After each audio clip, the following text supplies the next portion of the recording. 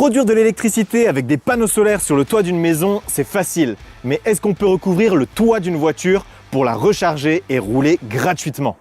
Pour ce test, je vais utiliser deux panneaux solaires de 200 watts chacun. La batterie que je vais utiliser, c'est la Jackery 3000 V2.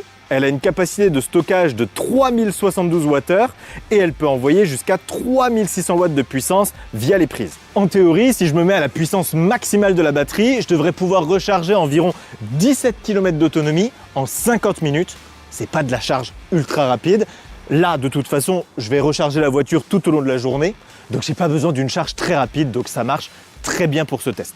L'installation est assez simple, je vais brancher mes panneaux solaires sur les prises prévues et je vais brancher le chargeur de ma voiture sur une des prises AC, puis à ma voiture en passant tous les câbles par la fenêtre.